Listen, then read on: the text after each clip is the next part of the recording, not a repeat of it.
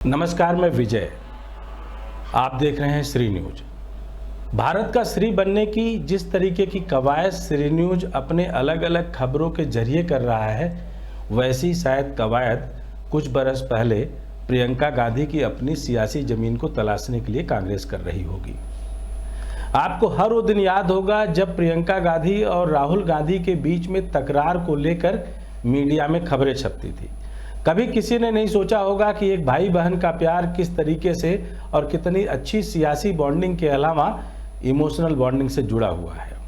यह सब तब दिखा जब राहुल गांधी अलग अलग पब्लिक मंचों पर ना सिर्फ प्रियंका गांधी को और सोनिया गांधी को बिल्कुल भाई और बेटे की तरीके से सहेजते और संभालते नजर आए, बल्कि उन दोनों का प्यार पाते भी नजर आए। सियासी गलियारे में उस समय प्रियंका का नाम भविष्य की इंदिरा के रूप में गूंजने लगा, जिस समय प्रियंका दहाड़ करके अलग अलग मुद्दों पर, चाहे उत्तर प्रदेश हो या हरियाणा, हर जगह पब्लिक के बीच में मौजूद रही। भारत जोड़ो यात्रा पर निकले राहुल गांधी के हर कदम के साथ प्रियंका गांधी ने कदम ताल की।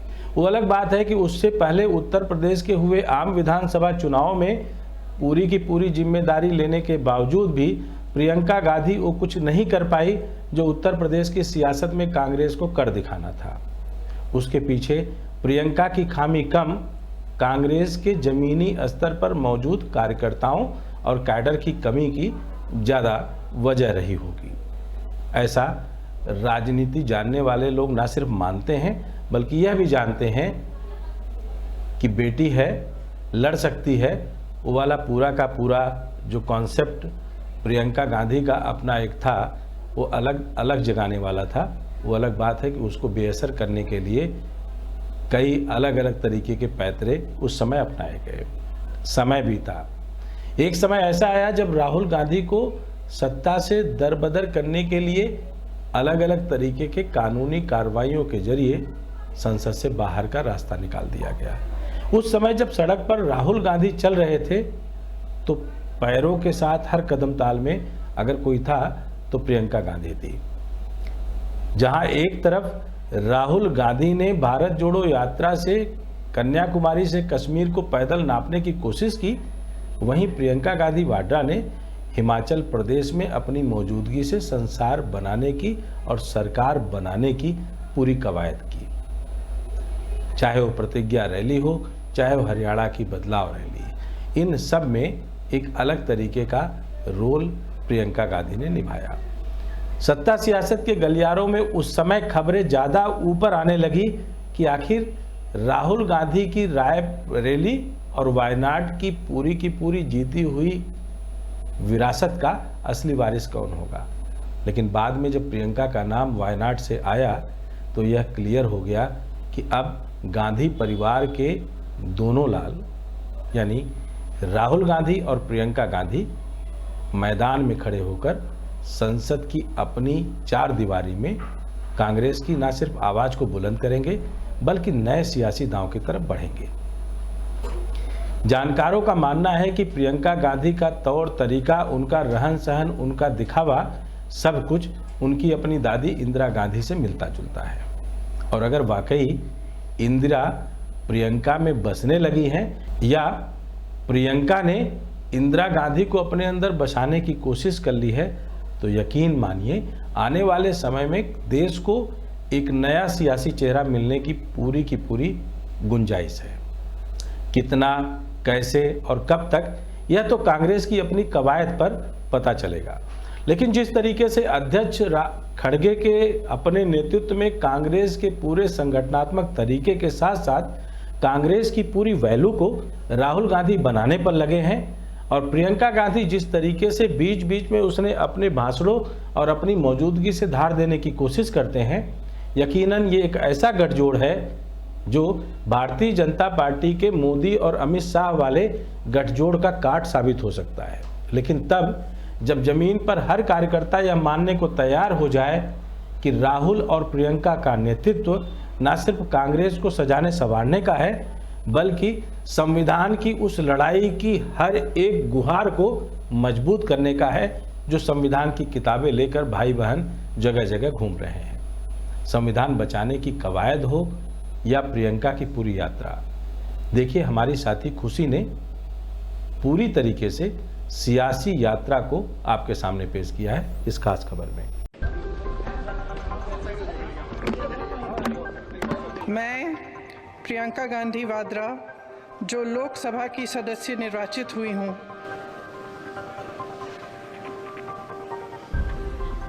नमस्कार, मैं खुशी सिंह और आप देख रहे हैं श्री न्यूज। प्रियंका गांधी वाड्रा ने 2024 में वायनाड से सांसद के रूप में शपथ ली है और वो अपने भाई राहुल गांधी और मां सोनिया गांधी के साथ संसद में बैठने वाली है। प्रियंका का संसद में शामिल होना भारतीय राजनीति में एक महत्वपूर्ण घटनाक्रम है, खासकर कांग्रेस पार्टी के लिए जो वर्तमान में विपक्ष में है। प्रियंका का संसद में शपथ लेना कांग्रेस की आगामी राजनीति में उनका एक प्रमुख और सक्रिय रोल निभाने का संकेत है। प्रियंका गांधी वायनाड से सांसद चुना जाना कांग्रेस पार्टी के लिए एक बड़ा आश्वासन था, क्योंकि 2019 के लोकसभा चुनावों में उन्होंने वायनाड सीट से भारी समर्थन मिला। ये चुनावी जीत खासतौर पर महत्वपूर्ण थी, क्योंकि उनके भाई राहुल गांधी को पहले ही 2019 में अयोग्य घोषित कर दिया गया और प्रियंका ने इस संकट को अवसर में बदलने के रूप में अपनी भूमिका निभाई। अब प्रियंका गांधी का संसद में शपथ ग्रहण कांग्रेस पार्टी की एकजुटता को भी दर्शाता है, खासकर तब जब राहुल गांधी को सूरत कोर्ट के फैसले के बाद अयोग्य करार दिया गया। प्रियंका गांधी वाड्रा का संसद में प्रवेश एक महत्वपूर्ण कदम है, क्योंकि उनके इस कदम से यह स्पष्ट हो गया है कि कांग्रेस पार्टी अपनी राजनीति को एक नई दिशा देने की कोशिश कर रही है। प्रियंका गांधी की उपस्थिति पार्टी के भीतर एक युवा और ऊर्जा से भरी नेतृत्व की उम्मीद को भी दर्शाती है। इससे पहले प्रियंका गांधी ने यूपी में भी चुनावी मैदान में कड़ी मेहनत की थी। हालांकि पार्टी को राज्य में उम्मीद के मुताबिक सफलता नहीं मिली, उसके बावजूद प्रियंका ने अपनी राजनीतिक सक्रियता के जरिए पार्टी के लिए एक मजबूत चेहरा बनने की दिशा में काम किया। प्रियंका गांधी के शपथ ग्रहण समारोह में कांग्रेस पार्टी के कई वरिष्ठ नेता और पार्टी कार्यकर्ता मौजूद रहे। प्रियंका ने शपथ ग्रहण के बाद कहा, ये मेरे लिए बड़ी जिम्मेदारी है और मैं इसे पूरी निष्ठा और समर्पण के साथ निभाऊंगी। मैं प्रियंका गांधी वाड्रा, जो लोकसभा की सदस्य निर्वाचित हुई हूँ, सत्यनिष्ठा से प्रतिज्ञान करती हूँ कि मैं विधि द्वारा स्थापित भारत के संविधान के प्रति सच्ची श्रद्धा और निष्ठा रखूंगी। मैं भारत की प्रभुता और अखंडता अक्षुण्ण रखूंगी तथा जिस पद को मैं ग्रहण करने वाली हूँ उसके कर्तव्यों का श्रद्धापूर्वक निर्वहन करूंगी। जय हिंद।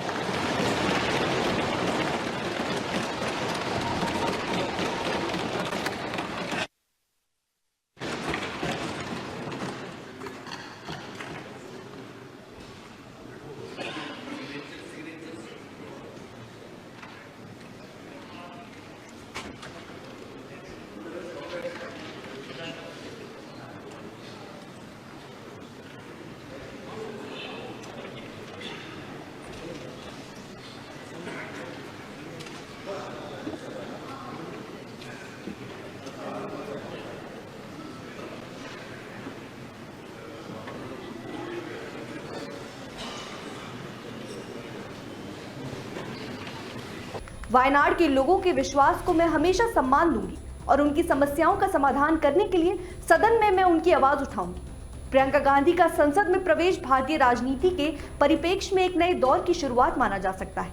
वो अब पार्टी के वरिष्ठ नेताओं के साथ मिलकर कांग्रेस की नीतियों को आगे बढ़ाने की दिशा में सक्रिय रूप से काम करेंगी। ये भी देखा जाएगा कि वो अपने युवा नेतृत्व से पार्टी को कैसे पुनर्जीवित करती है और पार्टी की लोकप्रियता को बढ़ाने के लिए क्या कदम उठाती है।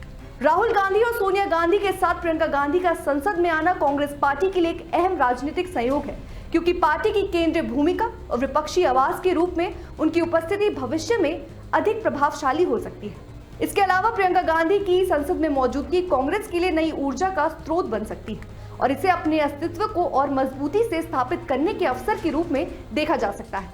इसी दौरान राहुल गांधी ने उन्हें संसद के गेट पर रोककर एक पारिवारिक और ऐतिहासिक क्षण को साझा किया। राहुल ने प्रियंका को संविधान का प्रति सौंपा और उन्हें शपथ लेने के इस महत्वपूर्ण मौके पर शुभकामनाएं दी।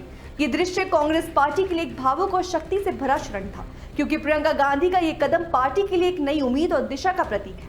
प्रियंका गांधी ने संसद में शपथ संविधान को हाथ में लेकर ली, जो कि एक संवैधानिक प्रक्रिया है, और इस दौरान वो अपने परिवार के समर्थन और मार्गदर्शन से प्रभावित दिखी। राहुल गांधी ने प्रियंका को रोककर ये इशारा किया कि ये पल न केवल उनके व्यक्तिगत जीवन से महत्वपूर्ण है, बल्कि ये कांग्रेस पार्टी के लिए भी एक महत्वपूर्ण क्षण है। शपथ लेने के इस महत्वपूर्ण मौके पर प्रियंका के साथ उनके भाई राहुल गांधी और मां सोनिया गांधी का समर्थन स्पष्ट रूप से देखा गया।